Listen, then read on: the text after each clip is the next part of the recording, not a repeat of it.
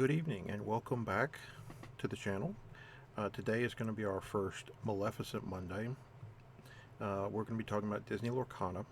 Mondays are going to be our targeted day for those. It may not be every Monday, but it will be on Mondays. Um, so for those of you who uh, don't know me in real life, I own a local game store in a small town of about 20,000, and I've been on the Disney Lorcana train almost since the beginning. I think I heard about it about a month after the D23 promos released. um, Very excited about this game personally, as I'm a huge Disney fan. The whole reason my family got cable was because of Disney Channel. Uh, so it pains me to know that we weren't currently selected to be a part of organized play for the game. Um, but in any event, I'm still very interested in the game and want to see it grow, and we'll keep plugging along. Um, so many of you are going to be new to trading card games. As such, um, there's going to be some um, growing pains as far as terminology and um, that you're probably going to hear from seasoned collectible card game players. I'm going to try to ease that as much as possible. Um, so today we're going to talk about um, what is known as the deck archetypes. Um, each game has a sort of a list of different decks strategies that players are wanting to achieve. Um, the four that I'm going to talk about today are going to be the aggressive or aggro decks, the tempo decks, which is sort of a mishmash of an aggressive deck and a control deck, a mid-range deck, which attempts to get to the middle part of the game and thus playing bigger glimmers sooner, um, and then obviously the control deck. I have some examples here. Um, Aggressive decks are trying to win as fast as humanly possible. So in obviously Lorcana, you want to get to 20 lore the fastest. This is sort of a sample deck. I call it a AAA deck, Amber Amethyst Aggro. With the reveal of the one drop Lilo with 1/1 with 2 lore, this really pushes this strategy front and center. You have typically with aggressive decks in other games, you have a lot of cheap characters. So you've got you've got 16 cards that cost 1. You have 11 that cost 2. You've got the lone Mickey here at 3. You have 8 at 4. Moana here at 5, and then the Stitch that you could shift onto the baby Stitch. So the theme about this is the costs. So almost half your deck costs you 2 or less to play, or with the Sorcerer Mickey here, you can actually get the brooms to be 0. So that's ridiculously cheap. The goal here, obviously, is to get to 20 lore the fastest. Well, you have 2 1-drops in Maleficent and Lilo that cost 1 and quest for 2 lore. You have Pascal that, while only questing for 1, gains evasive if you have another character in play. Um, Minnie is a princess, so even though she has one lore, um, that still tracks with Moana's ability. You have the Simba Protector that helps protect your one drop, uh, your one cost two lore one drops. Uh, Obviously, the Magic Broom recursion with Mickey Mouse, Sorcerer. You have a two lore three drop in Mickey. You have a two lore Ariel um, Princess, another Moana, and then you have the Floodborn Stitch that lets you draw cards later on in the game to sort of refill from where you were. Rest of the deck is we have cost reductions in the Lantern. You have some healing with the Dinglehopper, and then you have some card draw with Be Our Guest.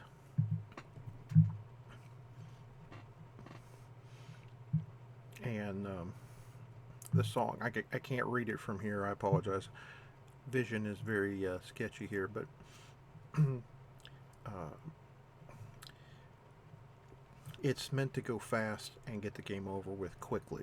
Um, you have a lot of characters that produce two lore, and so you can really put your pressure on your opponent. Of they've gotten ahead of you in lore, you've gotten ahead of them in lore. Now you force the action. Do they want to waste their characters into yours to try to take them out? Do they want to try to race? You're already ahead of them. Chances are you're probably not going to happen. It's probably not going to happen. All right, so that's it for the aggressive deck. Next, this is a first take on a tempo deck. So tempo is both a strategy deck archetype, but it's also an in-game term. What you want to do is take the tempo of away from your opponent. You want to get ahead and force them to react. And so the basic premise of that is you're going to have to play cards that are going to mess with their strategy. The tempo style deck usually uses a lot of cheap characters to start with. To get ahead on the board, in this case, the baby Maleficent and the Pascal to start, and then it uses control mechanics to keep your opponent from ever passing you in the game.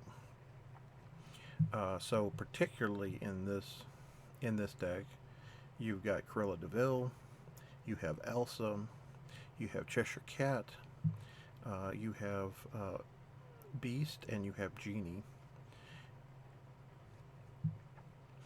So this is your early suite of characters, and then when you get into the mid game, you've got to deal with Cruella, Elsa, Cheshire Cat, Beast, and Genie.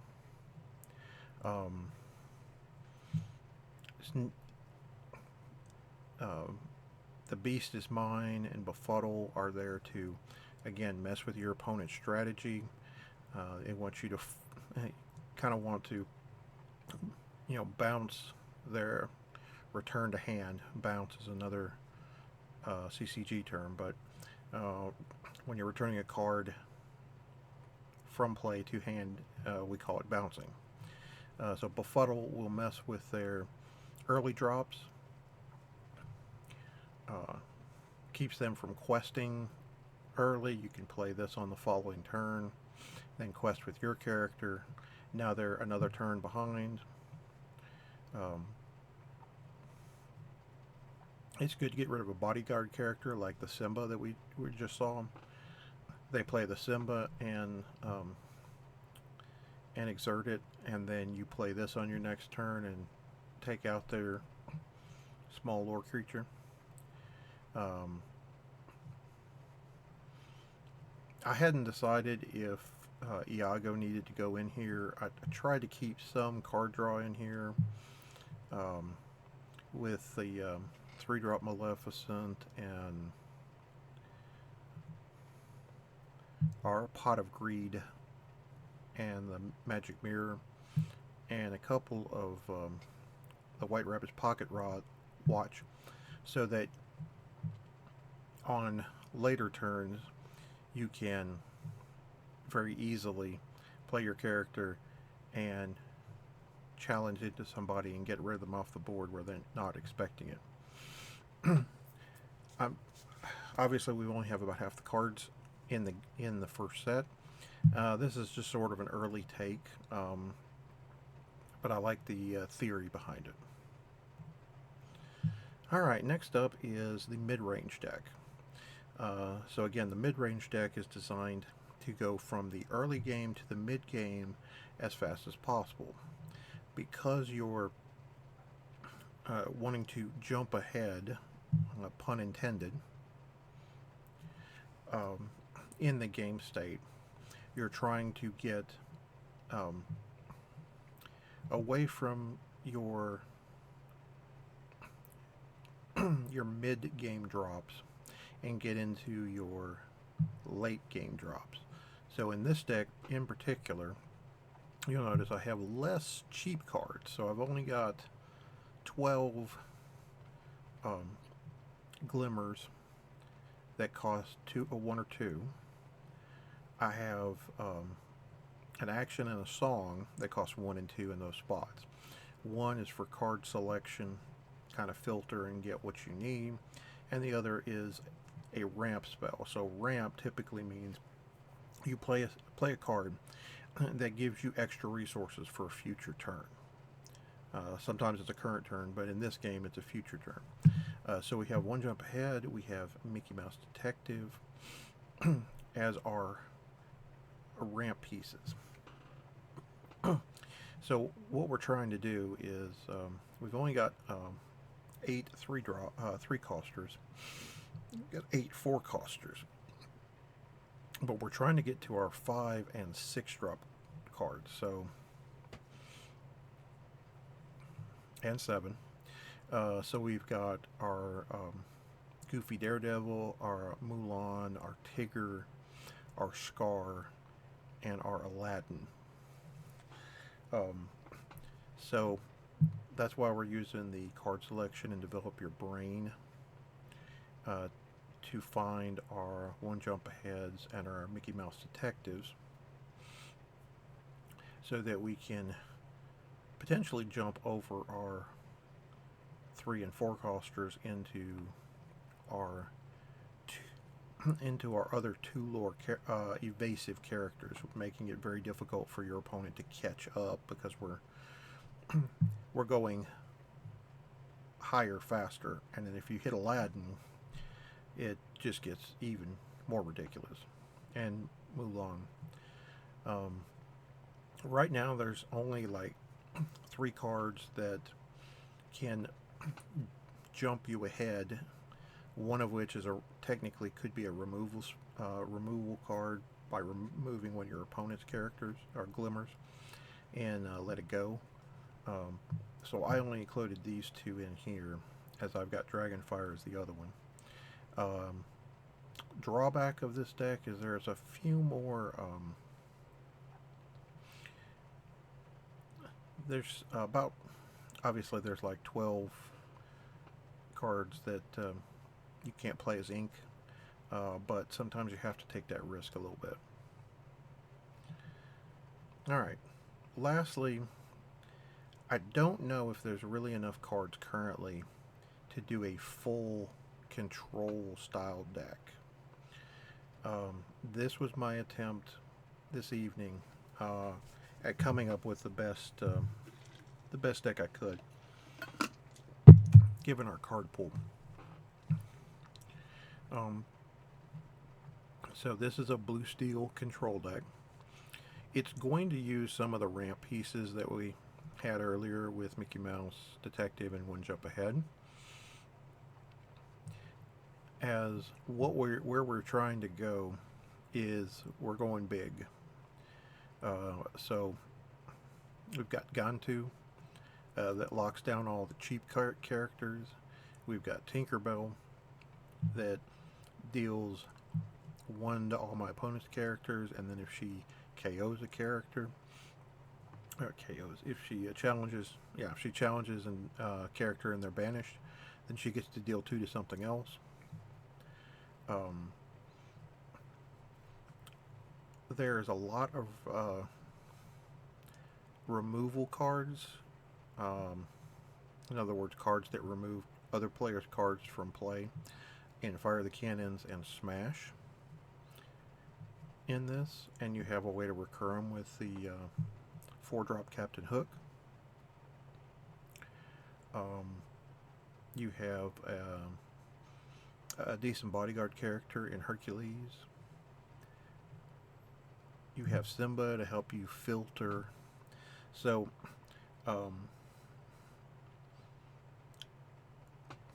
in Magic, it's called looting, but and that's named after a creature that was printed very early in the game. But you could also call it card filtering. So basically, what that means is you're trading. So Simba, when you play Simba, you get to draw a card, and then you discard a card from your hand. So basically, you have to pick. You have to give up a card to go 1 deeper into your deck, and we typically call it card filtering because we're trying to filter out the worst card in our hand to make the best possible hand.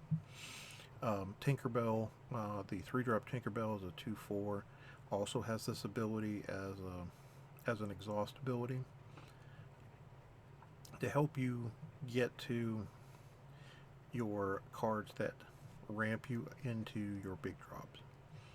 I also included the 2-drop Aurora into the 5-drop Aurora. Ward is super powerful, as you get to protect your other characters from other control players' strategies or tempo player strategies, being able to remove them off the board.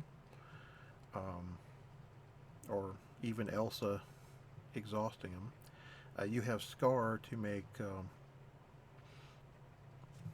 basically make it easy to attack into something and banish it, or challenge it and banish it, so that you get it off the table without taking any damage back.